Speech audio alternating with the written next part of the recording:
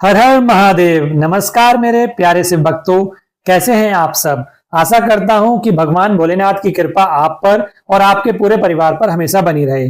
दोस्तों, आज की कहानी सुनकर शायद आप सोचने पर मजबूर हो जाएंगे, क्या भगवान इतनी जल्दी वरदान दे देते हैं कि उसका गलत फायदा भी उठाया जा सकता है। और अगर कोई इंसान भगवान से मिली शक्ति का गलत इस्तेमाल करने लगे तो उसका अंत कैसा होता है। आज मैं आपको सुनाने जा रहा हूं भस्मासुर की कहानी। एक ऐसी कहानी जिसमें भगवान शिव की भोलेपन भरी करुणा भी है और भगवान विष्णु की अद्भुत बुद्धिमानी भी। तो कहानी शुरू करने से पहले अगर आप सच्चे शिव भक्त हैं तो कमेंट में एक बार जरूर लिखिए ओम नमः शिवाय। चलिए अब चलते हैं हजारों साल पहले। बहुत समय पहले एक राक्षस था, नाम था भस्मासुर। वह बहुत ताकतवर बनना चाहता था। उसे लगता था कि अगर दुनिया की सबसे बड़ी शक्ति उसके पास आ जाए तो कोई भी उसे हरा नहीं पाएगा। लेकिन इतनी शक्ति मिले कैसे। तभी किसी ने उसे सलाह दी, अगर सच में सबसे बड़ा वरदान चाहिए तो भगवान शिव की तपस्या करो। भोलेनाथ अपने भक्तों को कभी खाली हाथ नहीं लौटाते। बस यहीं से उसकी कहानी बदल गई। भस्मासुर घने जंगल में चला गया। उसने खाना छोड़ दिया, पानी छोड़ दिया, दिन रात भगवान शिव का नाम लेने लगा। बारिश हुई, धूप लगी, आंधी आई, लेकिन उसकी तपस्या नहीं टूटी। साल बीत गए, देवता भी हैरान थे। उन्होंने कहा, प्रभु अब तो इसकी तपस्या स्वीकार कर लीजिए। एक दिन पूरा जंगल दिव्य प्रकाश से भर गया। डमरू बजने लगा और भगवान शिव उसके सामने प्रकट हो गए। महादेव बोले, वत्स मैं तुम्हारी तपस्या से प्रसन्न हूं, मांगो क्या चाहते हो। बस यही भस्मासुर ने एक ऐसी मांग रख दी जिसने तीनों लोगों को संकट में डाल दिया।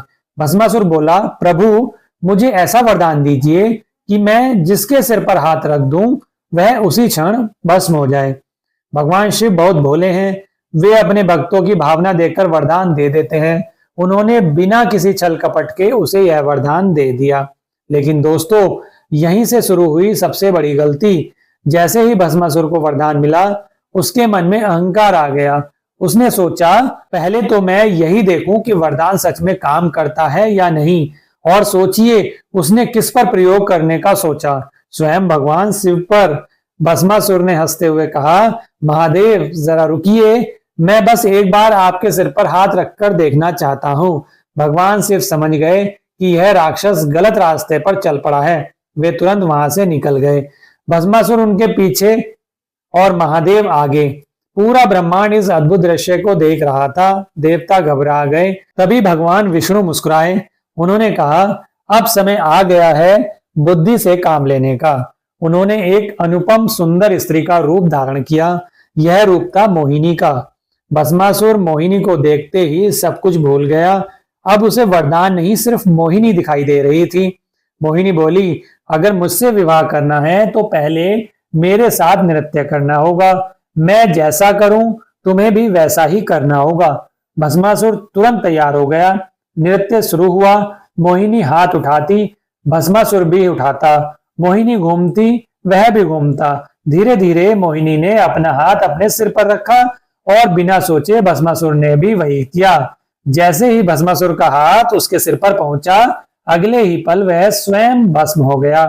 पूरा आकाश हर हर महादेव के जयकारों से गूंज उठा। देवताओं ने राहत की सांस ली। भगवान शिव ने भगवान विष्णु का धन्यवाद किया। दोस्तों, भगवान शिव देते हैं, लेकिन उस शक्ति का उपयोग कैसे करना है यह हमारे ऊपर निर्भर करता है। अगर शक्ति के साथ विनम्रता हो तो वही वरदान बनती है, और अगर शक्ति के साथ अहंकार आ जाए तो वही विनाश का कारण बन जाती है। भस्मासुर को भगवान शिव ने शक्ति दी, लेकिन उसका घमंड ही उसके अंत का कारण बना। आज भी कई बार हमें थोड़ा सा पैसा, थोड़ी सी सफलता या थोड़ा सा अधिकार मिलते ही अहंकार आ जाता है। हम दूसरों को छोटा समझने लगते हैं। यही गलती भस्मासुर ने भी की थी। महादेव हमें सिखाते हैं, शक्ति मिले तो सेवा करो, ज्ञान मिले तो विनम्र रहो। शक्ति मिले तो सेवा करो, ज्ञान मिले तो विनम्र रहो, और सफलता मिले तो भगवान का धन्यवाद करना मत भूलो। इस सावन एक संकल्प लें, कभी अपने ज्ञान का घमंड नहीं करेंगे, कभी अपनी ताकत का गलत उपयोग नहीं करेंगे, और हर दिन सच्चे मन से ओम नमः शिवाय का जाप करेंगे। यही भगवान शिव को सबसे प्रिय है। दोस्तों, अगर आपको आज की भस्मासुर की कथा पसंद आई हो तो वीडियो को लाइक जरूर करें, अपने परिवार और दोस्तों के साथ शेयर जरूर करें और हमारे चैनल ओम भक्ति को सब्सक्राइब करना न भूलें।